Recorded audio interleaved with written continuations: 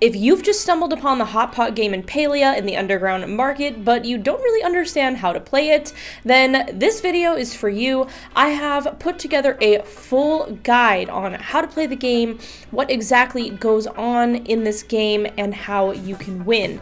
So if you find this video helpful, please consider hitting that subscribe button and giving the video a like.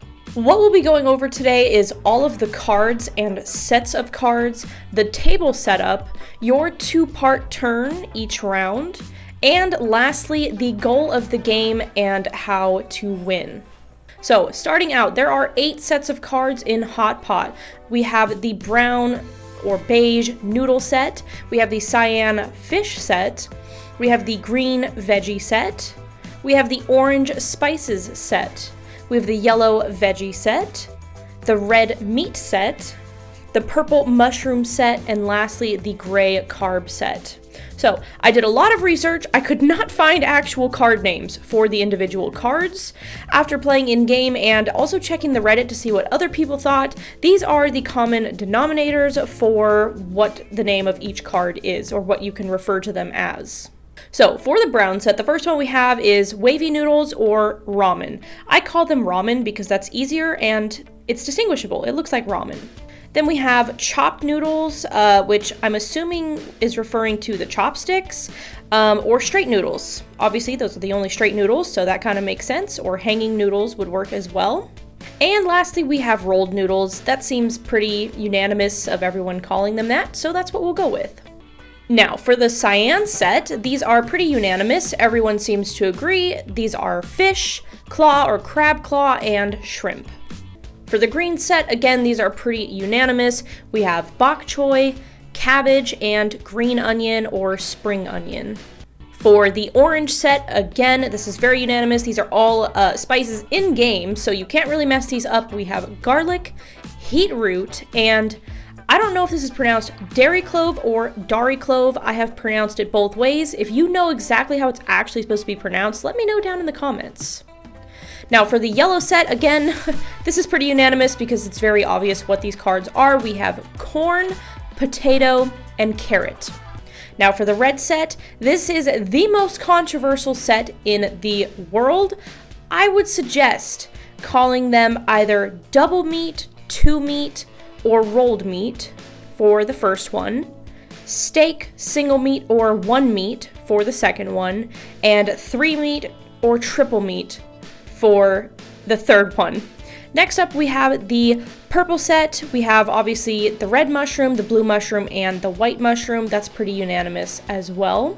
And lastly, for the gray set, we have tofu, rice cakes, or coconut. Oddly enough, 2 completely different things have been mistaken for this one item. After thinking about it, I do believe these are rice cakes just because that fits in more with the type of food, in my opinion, than the coconut.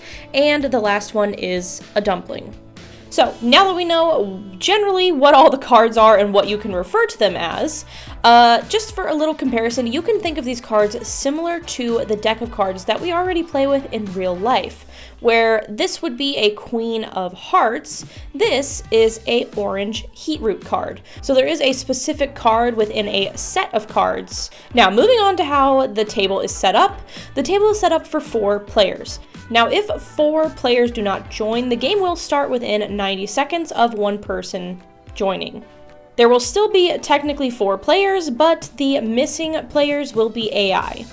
So even if you are the only one at a table, it will start in 90 seconds with 3 AI players and yourself. I actually have had this happen before. In the very center is a draw card pile. Surrounding that is a discard pile for each player. Then directly in front of each player is their hand of cards with 8 permanent cards at the bottom and 1 floating card above. Now, on your turn, every time will consist of 2 parts, draw and discard. You can draw either a random card from the draw pile in the center, or you can take one of the 3 discarded cards from your other teammates. Notice how on your turn, your previously discarded card becomes locked, so you cannot grab your previously discarded card, only the other 3 teammates. After you draw a card, you must discard a card from your hand since you can only have 8 on you at a time. So you can either discard the card that you just drew or an existing card in your hand, which will allow you to keep the new card that you just picked up. The goal of the game and how you win is by getting 3 sets of 3. What counts as a set? Let's take the yellow cards for instance.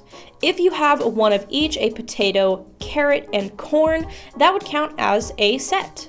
If you have 3 of a kind, meaning 3 carrots, 3 corn, or 3 potatoes, that would also count as a set, and that's as far as it goes. It's going to be the same for every single set, 1 of each or 3 of a kind.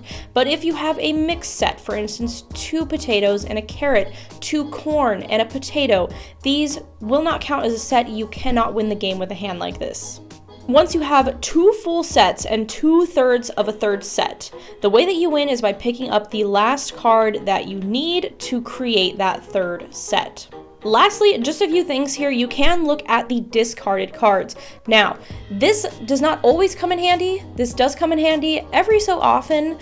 There's also a tutorial, so if you forget exactly how the game is played or what will allow you to win, you can pull this up and look through it quickly.